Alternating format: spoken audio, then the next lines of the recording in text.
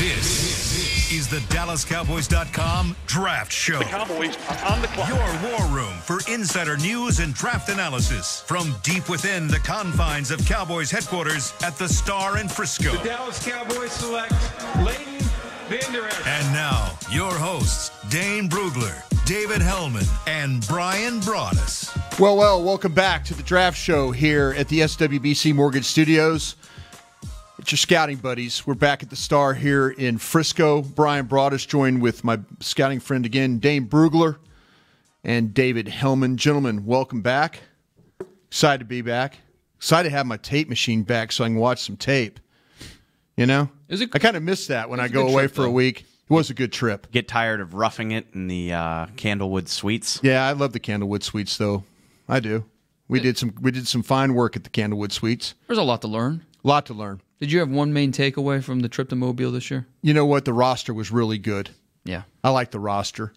I think that Jim Nagy has done a fine job. Heck yeah. I really, really do. And the majority of these players in this draft is going to be junior heavy kind of, guys.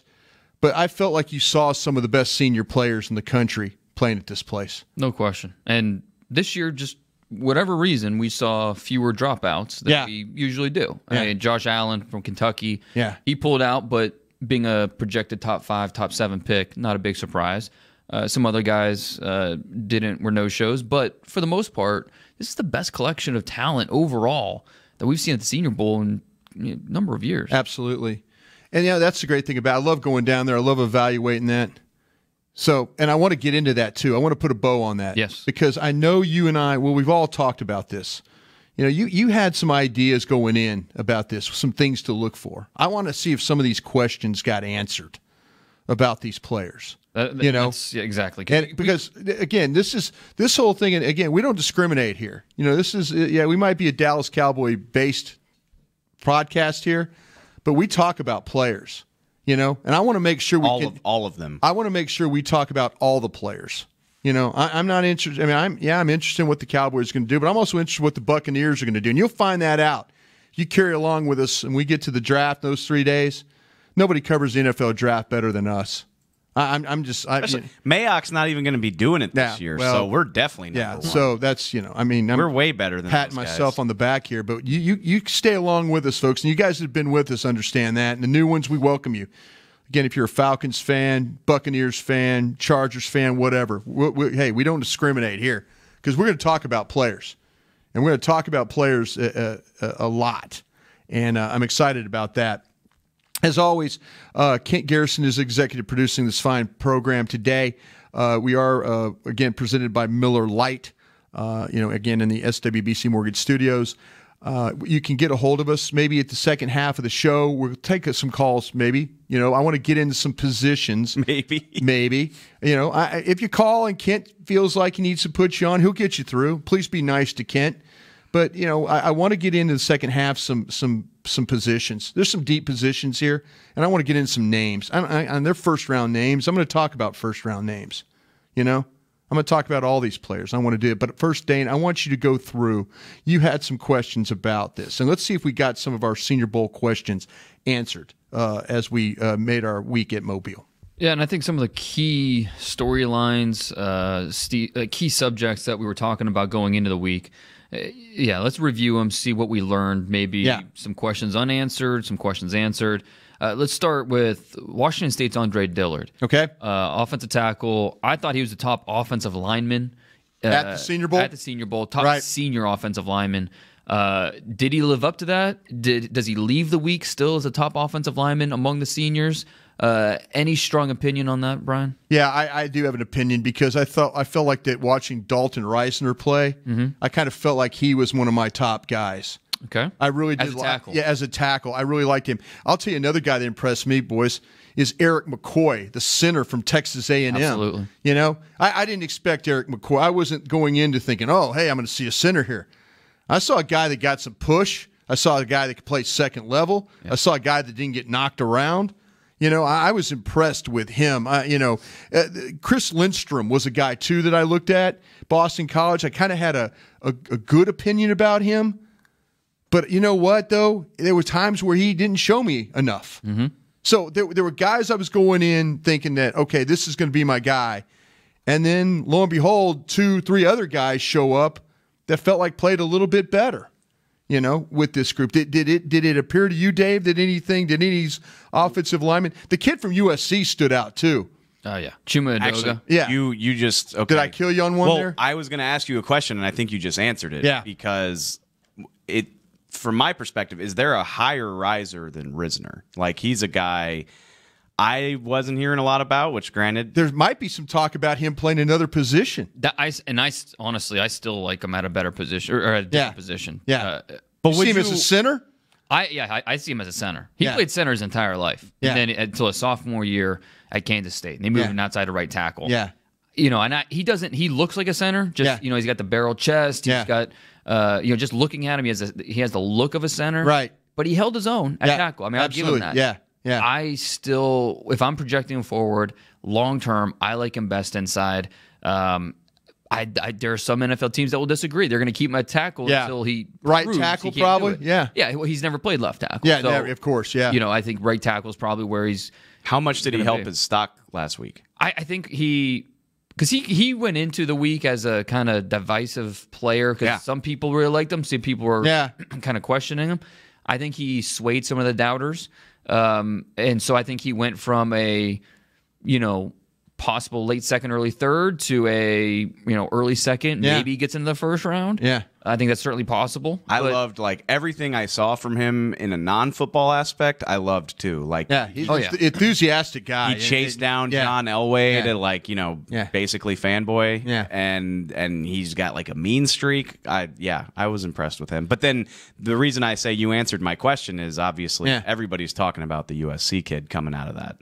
Yeah, the footwork was incredible for that kid. Easy foot quickness. Yeah. And, thinking about the USC offense this year, it was a lackluster performance by that offense. And the offensive line was a big part of that. Right. And so kind of removing him from that bad situation with the Trojans. Right. And getting a chance to go, because offensive line play, it's a unit. Right. It's hard to really remove him until you get to a Senior Bowl setting and he's doing one-on-ones against pass rushers and no one's beating him around the edge. No, nobody could get around him, though. And no one's bullying him. Nobody, exactly. He's got the core strength. He uses his hands well. He's got length. The foot quickness is easy. He moves so well, though. Yeah, That's the thing. He just relaxed. He never looked like he was pressured or frazzled by the way he was when they were one-on-one pass rushing him. And he's not even 6'4". He's 6'3" and 3/4. Yeah. But he's got 35-inch arms. Yeah. And he can keep him off him, though. Exactly. So I think going back to the original question, Andre Dillard. I think people caught up to him. Okay. If that's what you want to say. If you want to say, I'll say that. I think that Dillard. I don't think Dillard was terrible, but I saw other guys that I'm thinking, okay, well, I need to catch up with this guy.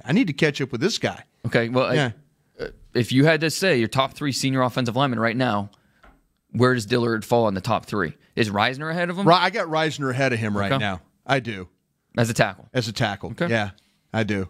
I still lean Dillard, but I think Risner helped himself, no question. Garrett Bradbury, from NC State, who we both really like. I tell you what, now Bradbury, I watched him on tape this morning, and I'll tell you what though, former tight end. There's some traits there where you're going, this guy. I mean, some of these centers that have been selected in the middle to late 1. I think he's just as good. Who was the kid I was talking about last year that I brought up to you in the pre-show meeting there? James Daniels, Iowa. Yeah. Guy snatching 3 techniques. He went second level block. Early second round of the Bears. Yeah, that's what I'm saying. How did he do this year? I had a first-round grade on him, though. That's good. I'm talking about the athletic ability with that. We thought he could go as early as the teens. Yeah. Talked about him as a possibility at 19. Right. Exactly, yeah. And so I think, with Bradbury, he's not going to be a fit for everybody. I think more of his own blocking scheme. Good athlete. He's a ridiculous athlete. Again, former second tight end. level, cutting people in half, Well, it's funny because he always wanted to play tight end. He kind of pushed away the thought of moving the offensive line. Right. He finally moves the offensive line, and he once he embraced the position, he really came into his own, and he's the top center this year. Right. And, I think he's a top 50 draft pick. So Dillard, Bradbury, Risner, maybe those are the top 3 senior offensive tackles for me. But Chuma Edoga definitely is. Edoga, keep an eye on him though. He would have probably been a good. He'd have been a good tell me more guy. Yeah, we'll get that going after the combine. Future kids trying to decide whether or not to go to the Senior Bowl. Yeah. Look at a guy like Edoga, the way he can help himself, and he made some money based on what he did in Mobile. What other questions you got there? Small school guys, non-FBS players. Going back to the fall, my top 3 small school guys were Nasir Adderley at 1, Delaware safety. Yeah, I thought that nothing changed there. No, Titus Howard, the tackle from Alabama State. Boy, he played well. Good feet. Yeah. Another former tight end. Absolutely. And then third was Kealan Saunders from Western Illinois. And to Acrobatic. to me, those top 3 didn't change. Those are the top 3 small school guys. A couple of the guys stood out for me, but the top 3 for me has not changed. Did you agree with the top 3? Yeah, I think with Adderley, we're looking at Adderley as first-round pick. I have him, I think, in the 20s on my board, so I think he certainly could go. This goes, which I trust your evaluations completely. This goes back to the point I made last week, is like when you're talking purely Senior Bowl guys, right? Recency bias, I guess. You're like, well, this is the best guy at the Senior Bowl. He's probably a first-round pick, and that's not always true. So I'm always trying to judge. Like, I'm interested to see how he stacks up once you start looking at the bigger picture. The question is where's he stack with the safeties? Because to me, he's the top safety this year, and he's going to be competing with Deontay Thompson from Alabama, Taylor Rapp from Washington. Where does he fit? I don't think there's going to be a consensus. I think he'll be the top safety for some teams. Other teams might prefer one of those other guys. The fact that people were that he could play in the slot, the interception he got in that game was playing in the slot. Yeah. And he had some trouble at times during one-on-ones with some of the receivers. Penny Hart got him a couple times. Penny Hart got a lot of people, though. Yeah. Exactly. And it's talk about small school guy. I say he had a nice week. Yeah. Penny Hart, scouts know Penny Hart. You know Penny Hart. Guys like me coming to the party right now are learning about Penny Hart. I think he played better than most expected too, though. He's a guy that he splashed as a freshman at Georgia State, and then he looked okay the past few years, but he really made his presence known with what he did this past week in Mobile. Another wide receiver, Kealan Doss from UC Davis, a guy who he's not going to run really well or not going to run exceptional, but he's such a polished route runner. Right. He just has a keen understanding of how to uncover. He knows how to play, get wide receivers, get their hips turned, get them leaning, and he gives a target to his quarterback. And he's got strong, sticky hands. So I think Kealan Doss is a guy who, at the Combine, probably not going to show out, but what he did at the Senior Bowl is going to help him. You wouldn't. I mean, the Old Dominion kids do anything for you at all? I like the wide receiver, Fulgham. I think he's got an interesting story because he didn't play football until I think his junior year in high school. He's a basketball guy. He's just coming into his own. He's an ascending player. Yeah. I was just kind of, like you said, Doss was really interesting to me. We've talked a bunch about Andy Isabella, though. Yeah. UMass, so you don't really have to go that route on that. I mean, how about, Parham, the safe, he got hurt. Yeah. He got hurt, so we couldn't see him play in the actual game itself. Okay, what other question you have there? Well, that kind of transitions to who was the top wide receiver in Mobile. Talking about Andy Isabella, Deebo Samuel kind of stole the top spot. He stole the practices for sure. Yeah, he did. They tried to target him in the game, and they couldn't get him the ball. Yeah, they couldn't get him the ball. Yeah, one catch for 15 yards. Yeah, and it wasn't a lack of trying there. I mean, but they tried to target the guy that showed up was Hunter Renfrow. Shocking. Hunter Renfrow showed up. Andy Isabella showed up. Mom hands. Yeah, mom hands. Dane sounds exasperated. He's like, yeah, I know. No, well, it's just he's a guy that you're gonna count out, and but he's gonna be a day 3 draft pick. And Renfrow, you're talking about, right? Yeah. Clemson. Yeah, but Debo's gonna be a day 2 draft pick. And he slapped everybody. Okay, let me around. ask you this, He's Dave. Just slapping guys up and down the field all week. If Dane told you could get him at 58, are you considering that? I'm not considering anything. I'm doing it. I'm there. I'm at the podium. Okay. Yes. You're going to do that. You're going to go receiver at 58. I'm going to apologize. Obviously, and this will change. We don't know what free agency holds for the Cowboys. Sure. Cole Beasley might be back on this team, in which case I'm not drafting a receiver at 58. But If you had to go draft a receiver at 58, you would draft him. I'm going to beat that drum until I can't do it anymore. Like, that's just, I've decided to do it. That might be a journey that I take on my own, and that's okay. This guy's a hell of a football player. I went back and watched the South Carolina tape. I mean, he plays with a lot of guts, and he can play. He does. I mean, it's raining, and they're throwing the ball. He threw a touchdown pass in the Georgia game. Yeah, he's going up against Baker. He's running routes against him. Good competition. He can play big, like he can do the back shoulder stuff in the end zone. He can play outside. He can play built inside. Like a running back. Yeah. He's 5'11 and a half, 216 pounds.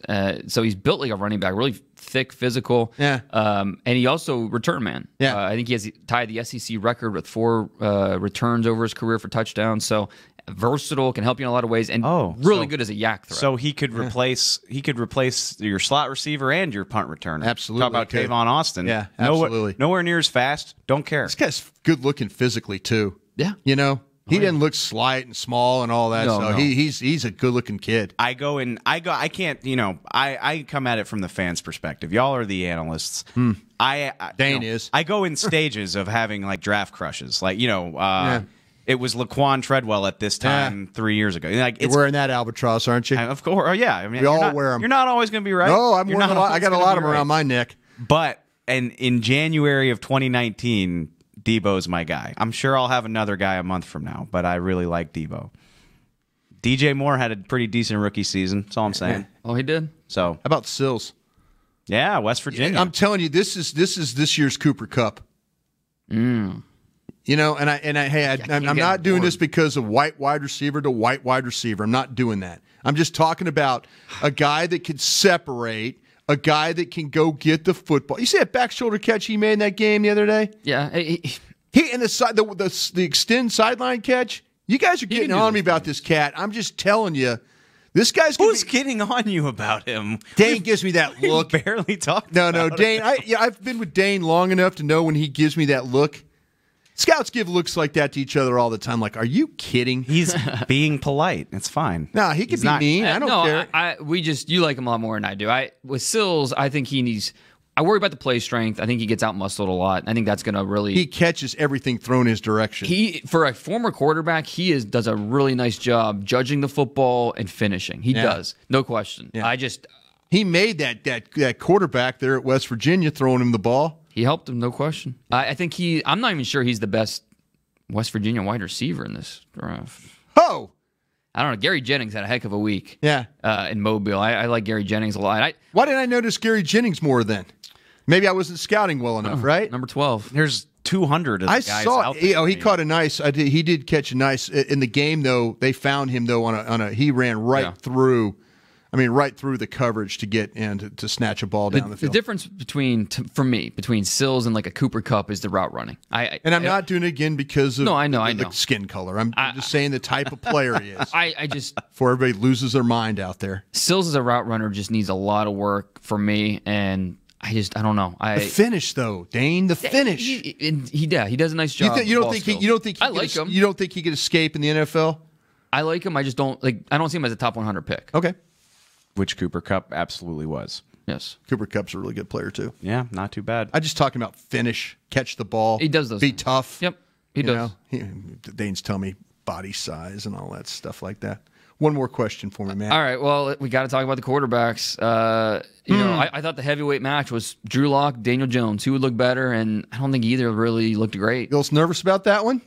It's the process of figuring out these quarterbacks is... last year I think we had a good feel. We loved Darnold, we loved Baker. Some questions about Allen, some questions about Lamar Jackson. But, we had a good feel for those guys, I thought, pretty early in the process, or, at least by March. I think it's going to take the entire process to figure these guys out fully. Trying to be optimistic about them. I'm not here for that. I'm going to ask you a question that you hate. He's not here for that. I like that. You're going to hate it. You're going to hate this question, and that's why I'm going to ask it. If you need to wait real quick, you need a quarterback. You nervous in this thing? You better be. Yeah, and that's my point. Absolutely. Oh, so that whole thing about trading Dak for 10? No. Well, no. Are you gonna bring that up? Do we want to do that today? Because no, we could go for an hour. Oh no, that's an hour show. That's an hour show. somewhere Stephen Thomas is smiling. Broadus and I had a fascinating conversation yesterday. Oh, he's in on it because I called him up on the way home last night and talked about it. We don't need to do that right now. Why don't you tease it for one day? It is a fascinating conversation to be had about what's the best way to win in the NFL. Right. Cheap quarterback. Cheap quarterback. How do is there a team that has the guts to recognize that? A team that the owner is the general and manager. not pay the quarterback, which, that sounds terrible. I am a big Dak Prescott fan. I'm all in favor of the Cowboys paying him. Right. There is an argument to be made. If you trust yourself to find another one, if you got Dane Burglars in your room, then you could sustain success over a long period of time by not paying a quarterback, which goes back to my question again. We can go into full. Oh no, that'd be a full another show for that one day. But how many quarterbacks in this draft class would you feel comfortable drafting in the top 10? One. And I don't even feel great about that. You don't feel great about Haskins? I like Haskins. I don't love him. Great might be a stretch, but I feel relatively confident that he's going to be a good player based on basically nothing. One quarterback. Only one. And I don't even feel great about that. I like Dwayne Haskins, but so he ain't making that trade? No. I'll do what? No. All right. Well, do you really nothing? No offense against this group, but do you trust them to pick a quarterback at 10 overall? If I was picking in that room, you shouldn't trust me. No, this for sure. This team tried to draft Paxton Lynch and Connor Cook before they fell into Dak Prescott. That is a decent. Although I will say, that is a good point. They tried everything possible to not draft Dak. True, but. Then they fired the guy that helped draft him. Their track record in the first round is really good. How do you weigh that out? Because quarterback's a different animal. Exactly. You have to remove quarterback from the conversation. And if there's a quarterback that's available at 10, there's probably a reason he's there. Well, luckily. So if you're a team, 7, 6. All right, if you're a team that needs quarterback, okay, let's do any team. You're not. If you're any team, you're Jacksonville. You're not. You're not gonna. You're gonna draft one of these guys.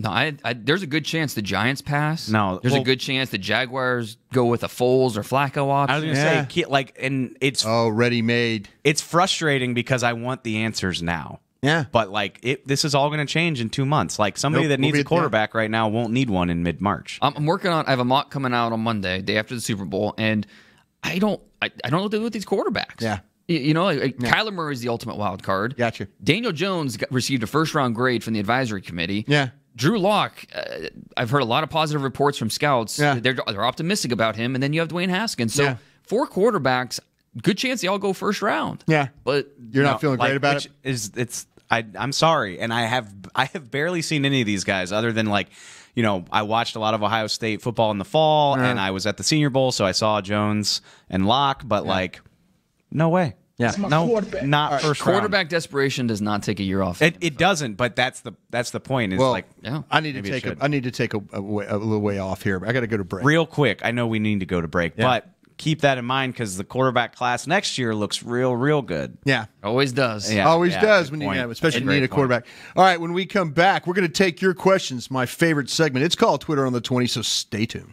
Essilor has been helping Cowboys fans see better since 1972 so they don't miss a moment on the field. Get glasses with Essilor's best vision, clarity, and protection with the Essilor Ultimate Lens Package. 3 innovative technologies in one lens. For a limited time, you can double your lenses for free when you purchase the Essilor Ultimate Lens Package and get a second pair of frames. Find a participating eye care professional and details by visiting EssilorUSA.com. That's EssilorUSA.com. Terms and conditions apply. Do you want the most interesting, up-to-the-minute Dallas Cowboys news straight from the Star in Frisco? How about exclusive and on command? That's right, news and nuggets you can't find anywhere else. With our exclusive Cowboys content on Alexa, you can have all the answers, secrets, stories, and more. What's Stephen Jones thinking during a game? What's Joe Looney's favorite pregame meal? We take your questions to Cowboys players and coaches, and you can hear the answers directly back to you. Just say, Alexa, open Dallas Cowboys. If you're like me and you love... if you have a thing, then cutting the cord is scary. But then I found out I could switch to DirecTV Now and still get the live sports I love. No satellite needed, no bulky hardware, no annual contract, just... Get the live sports you love. Try DirecTV Now for $10 a month for 3 months. Visit DirecTVNow.com. DirecTV Now. More for your thing. That's our thing. Use code REALDEAL. Limited time. Price for little package. After 3 months, renews monthly at full price. Currently minimum $40 unless canceled. Prices may change. New subscribers only. Cancel anytime. Content varies by package and may be limited. Restrictions apply. A man's Stetson doesn't just protect him from life's elements. It projects an unstoppable and legendary spirit, just like the men wearing silver and navy on the field every Sunday. Since 1865, Stetson hats are American-made with pride right here in Texas. They are still the official crown of all self-respecting Cowboys. And Stetson is proud to be on the field with America's team. Find Stetson hats in the Pro Shop or at Stetson.com today. Dr. Pepper is the one you crave. But how do you explain that craving?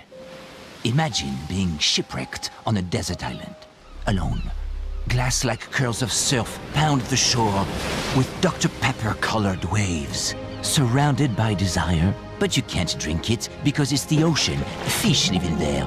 The only thing you want is Dr. Pepper, and you can't have it. Now that is a Dr. Pepper craving. Dr. Pepper, the one you crave. This is the DallasCowboys.com Draft Show. The Cowboys are on the clock. If you folks could just hear the conversations we have in the break, maybe you can. I never know. Sometimes they can. Sometimes they can, and then Try they remind us. Keep the expletives to a Draft minimum. Show unplugged. Yeah, but I'm dropping F-bombs in the break and stuff like that. That is Dane Brugler to my right, to the left on your screen. Dave Hellman across the way. Kent Garrison, executive producing. I want to thank Miller Lite as the presenting sponsor here, and SWBC Mortgage for allowing us to have this studio that we do. I want to thank also the folks out there on Periscope. Really, really do appreciate you guys hanging with us, whether at work, break, wherever you are across the pond somewhere. We appreciate you guys, and thank you for your viewing of us. And we appreciate you guys that listen to us later, too, on the various platforms that we have. It means a lot to us. The comments mean a lot to us. We go and check those all the time. So, we love being a part of this, and we love you guys hanging out with us. Something I really do love. I'm loving a lot of things today. David Hellman, I'm loving some Twitter on the 20. Let's go. This is fitting because we just sort of talked about it. So I have an inkling of where we're going to go here. But Clark wants to know. Clark. Clark? You serious, Clark? You serious, Clark? Who do we think will be the biggest reach in this draft? Oh! Yeah, we're just getting into the meat of it in January. It's fine. Love this. I think it starts with, it's quarterback. Got to be right? quarterbacks, It's gotta isn't it? Quarterbacks. I don't know. Kyler Murray goes number 1 overall. I mean, there's a groundswell of opinion that Kyler Murray's a top If he goes 10 to the pick. Raiders at 4, is that a reach? I think so, but he's a true wild card because am I crazy if I think I'd rather take a chance that Kyler Murray's not a reach than one of these Senior Bowl guys. I get it. Like you're going with that higher upside. Going with the higher upside. Boom bust. I know reward. It is such a mistake to associate a program with a player. I get that. I understand. But all I can think about is Blaine Gabbert. That's all I can think about. You guys are going to, Dane, you're not going to like me for this, but I think that Florida defensive end, Polite. If somebody takes him in the first round, I think he's got heartbreaker written all over him. Boy, I might get in trouble for saying that. No, I mean... No, I mean, I might get in trouble that he might turn out to be Joey Bosa. I don't think it'd be Bosa, but... You never said Joey Bosa was going to be a heartbreaker. I never did. Just said I had him as a top 10 player on my thing, and people act like I hated the guy. I wouldn't be shocked if Jachai Polite is the player we're talking about. Yeah, Florida. If he had double-digit sacks his rookie year. Ooh. Would not be surprised. See, this is the fun thing this is the fun side of scouting when you have one guy that kind of I have a second round grade on him, and you've got him in your top 12, right? Top 15? Yeah, something like that. Okay. That's what I'm saying. It's got to be a quarterback because I think we would. How about Oliver? Oliver, the defensive tackle from Houston. Yeah, I think you can justify it in the top 10. But people are going to compare him. Did you see Lance Zierlein talking about moving him to linebacker? Yeah, and it's not crazy. People need to keep an open mind with. No. Always keep an open mind. Scouting. Always. I was not bringing it up to suggest that it's crazy. I thought it was interesting. Yeah, exactly. And I think scouts are kind of they don't know what to do with that Oliver because when they went through Houston in October. He was 274 pounds. Yeah. And looking at his body type, they really questioned, can he hold 280? comfortably. Yeah. And so is he a true interior player in the NFL? Can he? I mean, it's a big jump facing AAC offensive lines compared to NFL offensive lines. Or would he be better? I mean, I think he can do it, but is he better suited trying to drop some weight and playing in a different position? I don't think he's an end because I don't think he doesn't have the length. When long-armed blockers get into him, he struggles. So I don't think he's a defensive end. I'm keeping him as close to the ball as possible. But I understand those are keeping an open mind about maybe moving around a little bit. So I get it. People, the Ed Oliver discussion debate, it's going to get tired after a little bit. But I think he's a good football player who I'm just keeping as close to the ball as possible. And I understand the concerns. He's not Aaron Donald. It's an injustice for him because people are going to expect Aaron Donald like production and performance, and that's just not who he is. You never got to scout Laroy Glover, did you? That was before my time. That was me. That was my era. My guy. Yeah, Laroy Glover though he was a Pro Bowl player. He was at for 3 years in a row here. Yeah. You think that's Ed Oliver?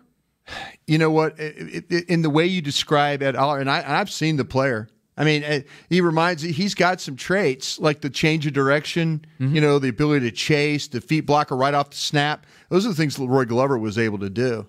Laroy Glover, though, wasn't a top 10 pick. Well, that's...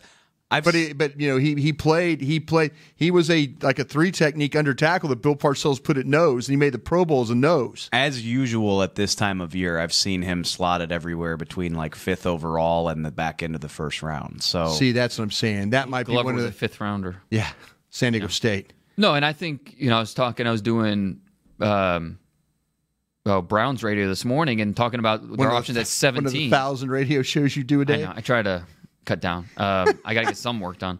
At 17, I mentioned Ed Oliver as a real possibility, and they're like, "What? No, he's a top 10. He could easily be there at 17, and if he is, that'd be not a bad fit for them." Is he the polarizing player on defense? Is he the one that's going to be if we have the quarterback, the Oklahoma quarterback, Kyler Murray as the offensive guy? Who's the defensive guy? I don't know. You think Polite's a bust, and he thinks he's a rookie of the year. I didn't call him a bust. I said I thought he was like a second-round guy. Yeah, I mean, I think he's in that mix. I mean, I think Dexter Lawrence. Dexter Lawrence is Clemson. That's another one. People are going to be all over the map on him. I have a second-round grade on him. Yeah. I do too. So he might end up like one of those Washington guys. The Redskins drafted those Alabama kids, and next thing you know, they're like playing pretty well. He's going to test well. So no, I think this draft.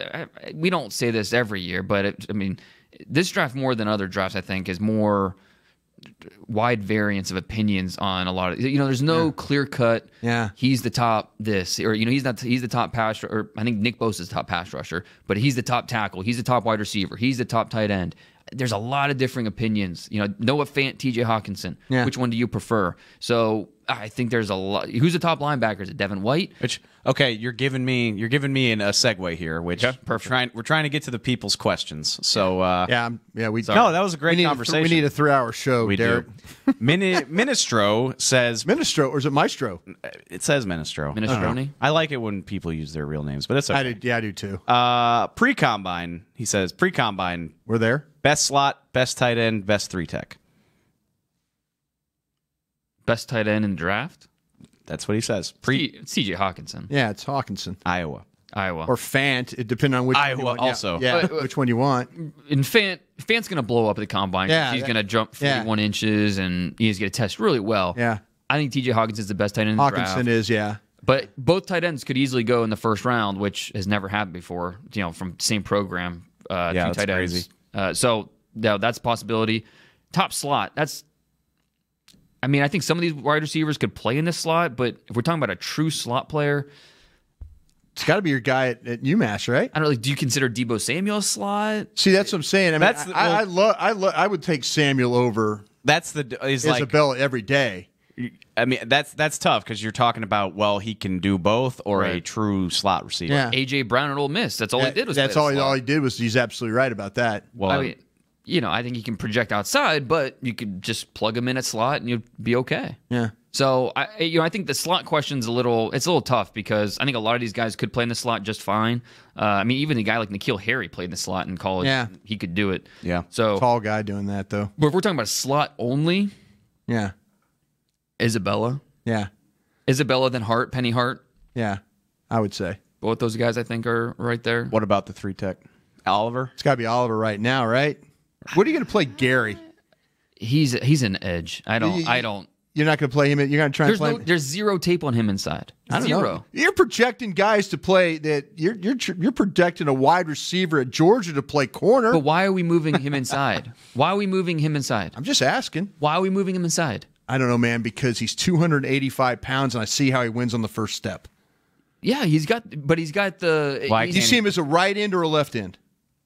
He can play either. He's got the power. He plays with quickness. I mean, why can't he not play either side? See, I'm okay with that, but I think though you look upset. Yeah, I am upset. I thought I saw there were some snaps where they reduced him down inside. I'm gonna say it was against Northwestern or somebody like that. He played, I'm not trying to just guess. No, I mean he played something like 97% snaps as an end, something like that. Yeah. So he did. There were a few snaps inside, but predominantly he's a really good player too. Brian, you're gonna hate this question from Brad, which is why I want to ask you. Projecting really fast wide receivers to play corner. Mccoy Hartman. I know you're gonna hate this. Yeah. Brad says you've got a D tackle, a tight end, and a safety, all similarly rated, available at 58. Just pie in the sky. This is Cowboys, right? Yeah, sure. It's all Cowboys, right? Who are you taking? Defensive tackle. Didn't even hesitate. Yeah. This team's got issues there.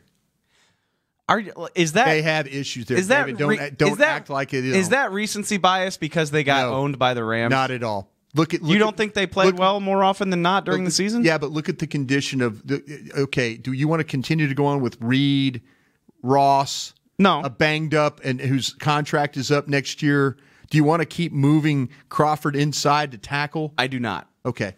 But I also you better figure out what's and David Irving gave you absolutely nothing this year. I really like the idea of having a better safety back there, though.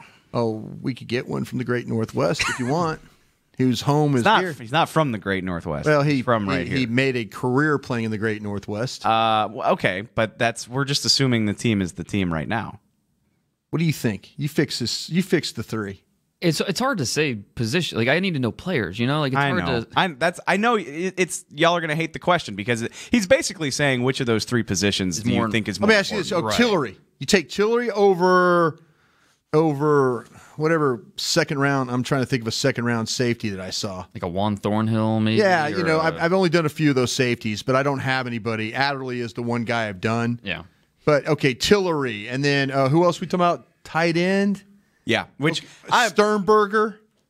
I would from A&M. Okay, The question you probably like you said. Tillery's a bad guy, right? Is something going on with Tillery? There's character stuff, yeah. Oh, which one is he? So, Notre Dame. Okay. Sorry, yeah. I'm with you. I would lean D tackle in terms of. I think they're a mess here right now, right? And not because they got gashed against Colts and Rams. No, I hear you. They need depth there, and or preferably a better starter. Malik Collins is in a contract year. Like I get it. I'm not saying you're wrong. He's been banged up, playing as best he can, banged up. But you got the human log in there playing well too. True. And I feel Antoine good Woods. about, I'm sorry if you're new to our show. I feel good about this year's D tackle class. Where if I don't get a guy in the second round, I feel good about the guy in the third. If I can get Dalen Mack in the third round, if I can get Daniel Kent's Wise, going to be real happy because he's going to put up some Dalen Mack highlights for you right here. Dalen Mack, I bet you he does that. Aggies fans, if you're watching along with us. Aggies fans know all about him. A guy who was highly recruited, didn't really live up to it. Watch that. See, there it is. The way he played this year and at the Senior Bowl, it's again my Javon Hargrave comparison. I think makes sense. Also, I mean, the difference between 58 and 67 is not much. I understand that. That's where Malik Collins was drafted. Right.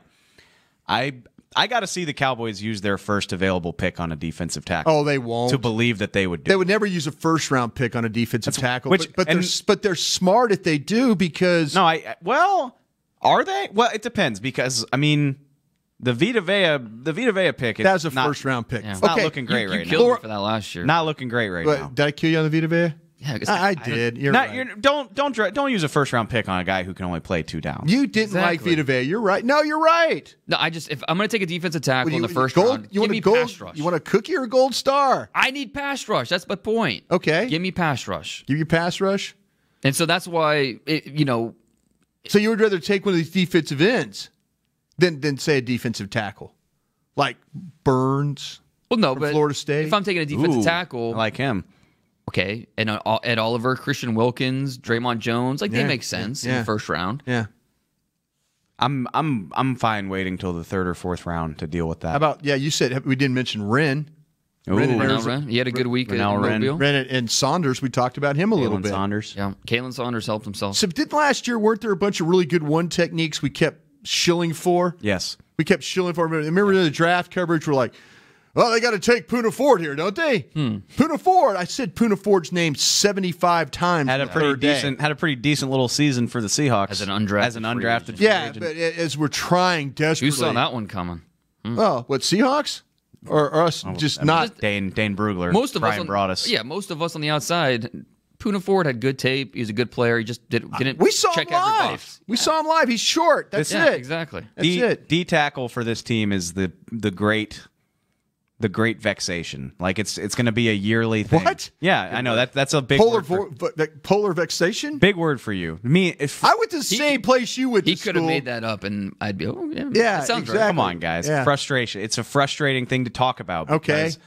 Thanks, Dave. You can talk about it till you're blue in the face. We are blue in the face. That doesn't mean they're going to change the way they see it. I like I said, I would have to see them use 58 on a D tackle to believe it. And it's not saying that they won't or they can't, but I just got to see it. What position would surprise you at 58? I'm not saying take out quarterback. Take quarterback out of the mix. I wrote about that this week. Is nothing. They are running back. That's wouldn't surprise me at all. Would not surprise me at all. They got nothing from their backups this year. And look around the league at what some of these backup running backs are doing. I mean, Alvin Kamara, strictly speaking, is a backup. He's a third-round pick. Yeah. You get a guy with a different skill set than Zeke who can run inside but also catch the ball. Curtis Samuel comes to mind. Like there are guys out there who could complement Zeke, who it actually makes sense to take Zeke off the field from time to time instead of you take Zeke off the field on this team right now. You're like, oh my God, what are they doing? Like what's going on? Whereas if you were to spend that pick on a guy to help Zeke, all of a sudden that looks pretty nice. It wouldn't surprise me one bit. Wow.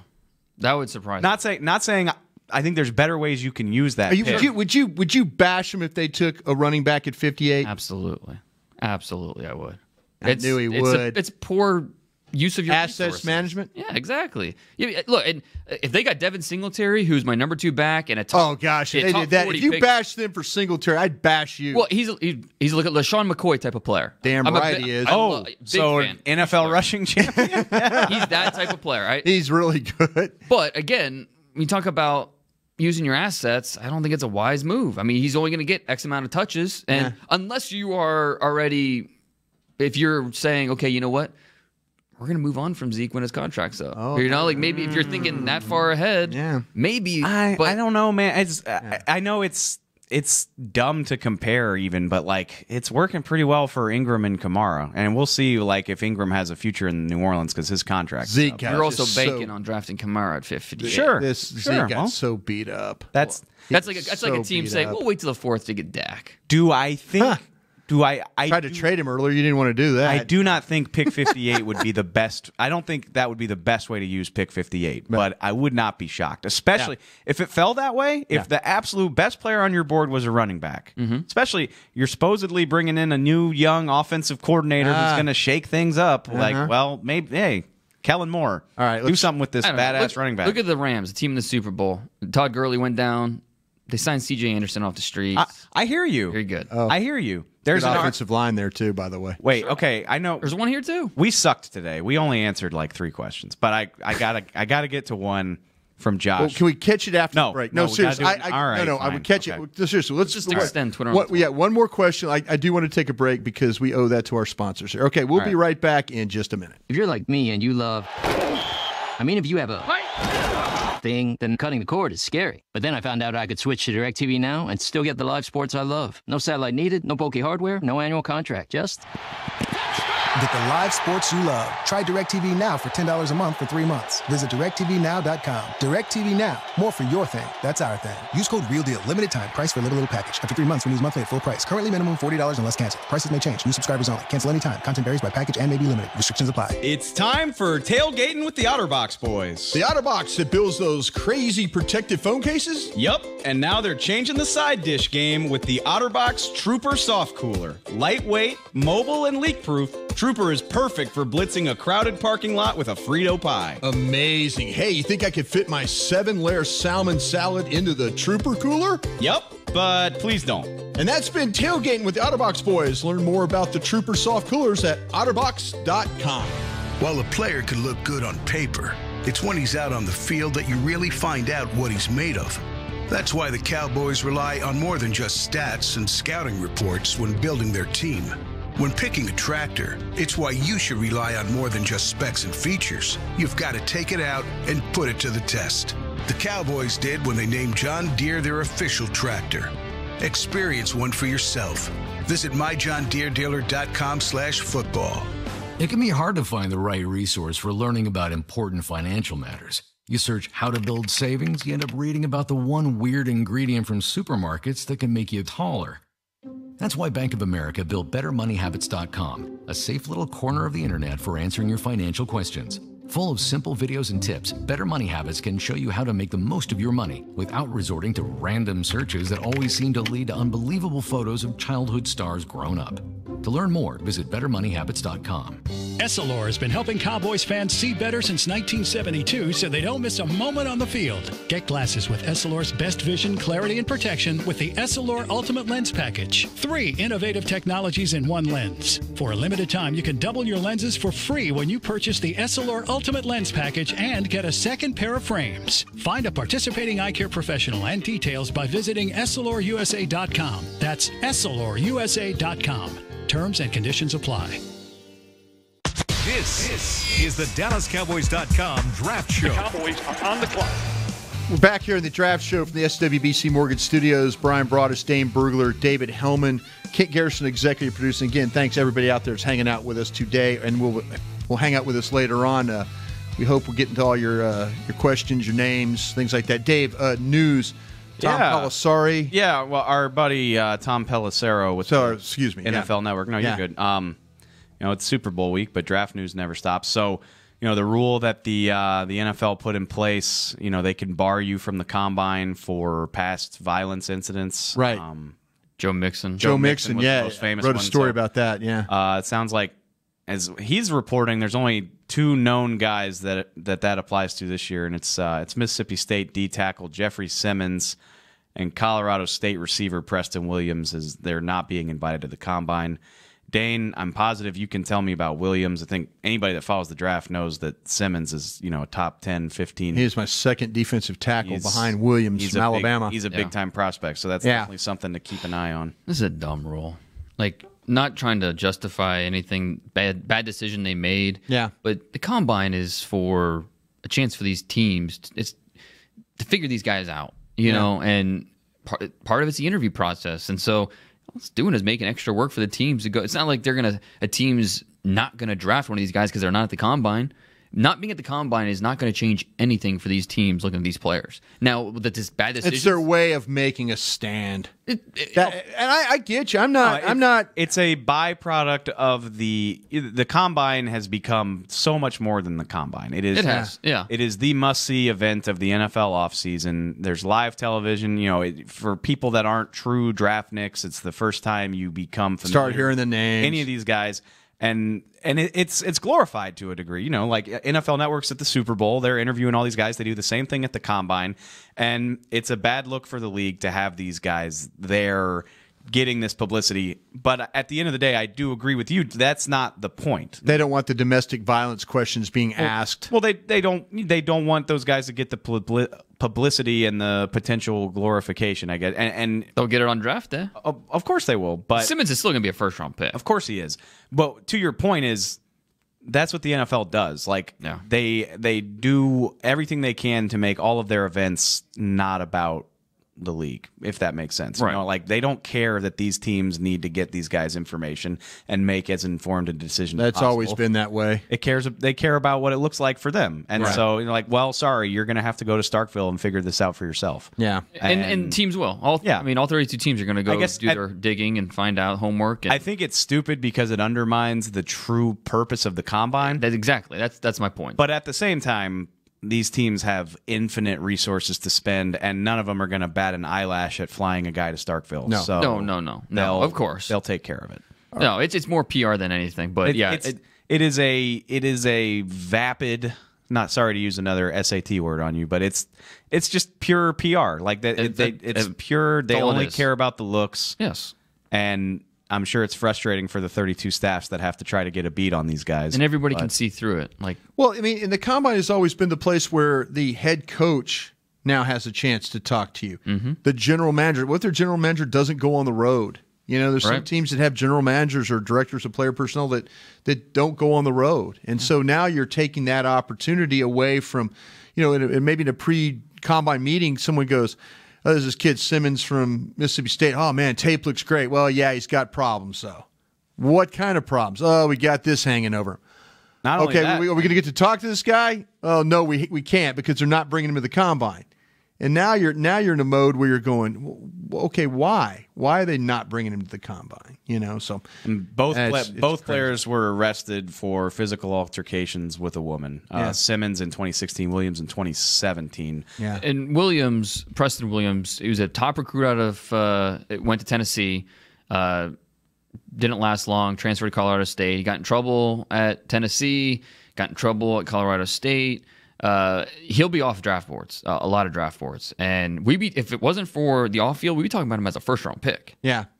He's that type of talent. So is he like our Florida guy last year that Dorsey took? Callaway? Yeah, I didn't think Callaway was I thought he was like a second-rounder. Yeah, but he was a high-up there guy, yeah. Yeah, but this guy's a first-rounder pick. This guy's a first-round selection. Talent. It's the off-field, it's that bad. So good chance he doesn't go top 100, and someone will take a chance on day three. The criminal round, fourth round. Probably. Cincinnati Bengals.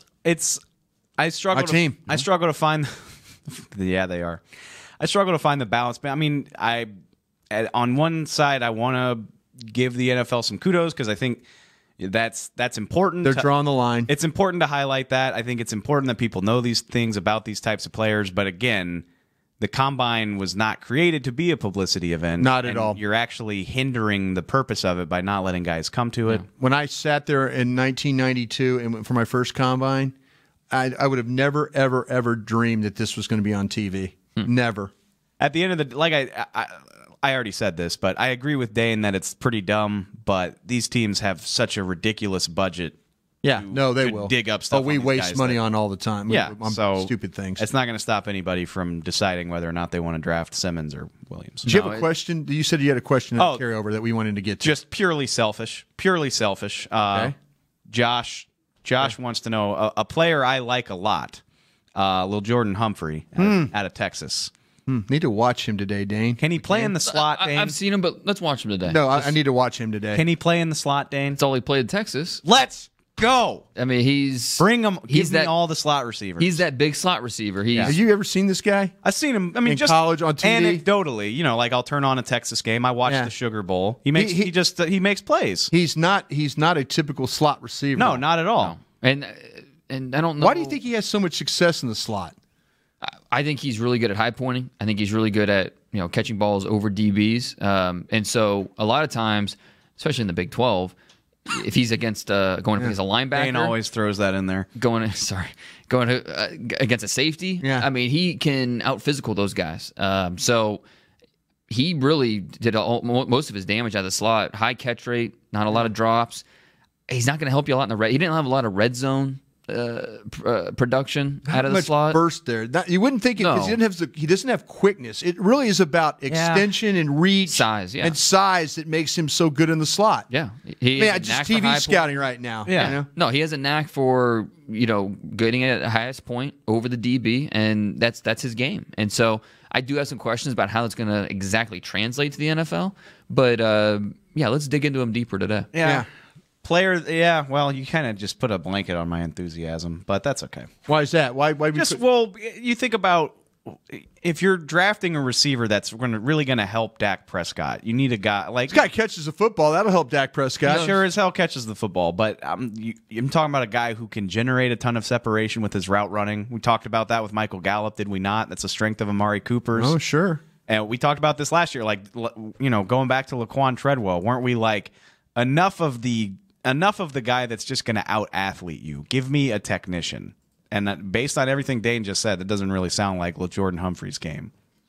Not yet. And you saw him. He was, a running back? I did his game when he was at Southlake as a running back. And when I was doing Coppell High School football, and they were playing Southlake Carroll. And it's always tough when you talk about unrefined receivers. Mccoy Hardman, a guy that we've talked about earlier today out of Georgia. He was his route. I mean, there are no routes there. He was an option quarterback in high school. Oh yeah, he can run though. My gosh, can he run? Speed is ridiculous. It is ridiculous. If you're undersized, you're underfined, you better be an elite athlete. He is, and I don't use the word elite a lot. He is an elite athlete. He kills the angles. You can't get an angle on him. No, pursuit angles. Forget about it. Yeah, if you're a safety, you're trying to rally to get to him. No. It just doesn't happen. That's why I'm keeping him in the slot and trying to develop him there. I'd love to see. But if the hands are bad. No, and he can help as a return man. Yeah, he set the Georgia record this past year for I think he averaged 20 yards per punt return. That's okay, right? Yeah. If I'm a scout and I'm going to work him out, I'm working him out at corner as well, just to see how he does. What's his pedal look like? What can he do? You did this on purpose. Give me lead. Oh no, athlete. this is scout man coming out of him now. He's scout. I'd love to see it.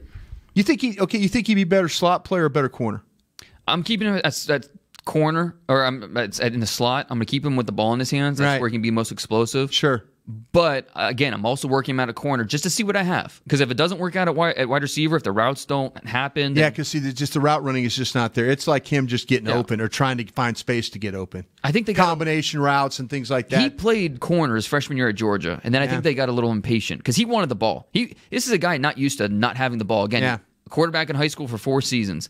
He was not used to not having the football. A season at Georgia's freshman year, not getting the football kind of bothered him. They moved to wide receiver, and there was a lot of mouths to feed on that offense. So Riley Ridley, Mccoy Hardman, not a lot of production, but both those guys can play. Too. Gosh, Ridley, bring him on. Different from his brother though. Bring him on. Different looking guy. Physically different looking guy. I did a little bit of research on this. The last wide receiver drafted, top 50, who did not have a single season of 600 receiving yards or more in college. Any guesses? Oh boy, you're not going to get it. Just write us off like that. Then no. All right, I'll give you a year. I think it was 2008. Virginia Tech. Eddie Royal, very good. Had a nice NFL career though. He did. Eddie Royal, good looking guy physically too. Yeah, he never had over 600 yards receiving at Virginia Tech, and he went somewhere in the 40s, I believe. Yeah. So it hasn't happened. Yeah. Go to Denver? Yeah. Denver. It doesn't happen often. Denver. With that lack of production. But Riley really could do it this year. I don't think Hardman's going to get in the top 50, but he did not have 600 yards receiving in any season at Georgia. So those Georgia receivers are really, really interesting, and there'll be a little bit of a divide between the guys that value production and the guys that value the traits. In the last 2 minutes, what position what gives you the most confidence in the first round? If you had to take of all your first round grades, what position? Pass rusher. This is the pass rushers? Yeah. Everything I've heard is more defensive tackle, which technically they rush the passer too, but give me the edge, guys. So you're saying Bosa, Allen, Sweat, Farrell, that kind of group, and then Polite, Burns. And Polite. Give me Bosa. To me, I don't. Better than Williams, Simmons, and Wilkins, right? Bosa's the best player in the draft. All right, that's done deal. Forget about it. Yeah, he is the best player in the draft. Okay, so you start with that, and then you get Josh Allen. I like Josh Allen. He's going to go high. He might go 2 or 3 in this draft. I think there's a big drop off after Bosa and Williams. I think Quinnen Williams from Alabama. Those two guys are number 1 and 2, and then there's a drop off. In this draft doesn't really have a lot of guys. Simmons, you didn't. We just talked about Simmons a bunch. Yeah, I think he belongs in the top 10. But this draft doesn't have a lot of guys that you think are no-brainer top 7, 8 picks. Yeah, I think Bosa and Williams both qualify as no-brainer top 7 or 8 picks. After that, there's some question marks. Where do you put the cornerbacks in this draft? Murphy, Baker, Greedy Williams. Greedy Williams. Where do you put those guys? I don't know. I struggle with both of them. Well, Greedy and so Murphy. you're not. Yeah, you're not. I like them, but it's just they play an important position, and there's things I like about both of them. I just wonder, like, neither of them have a higher grade than like a Denzel Ward from last year. Yeah.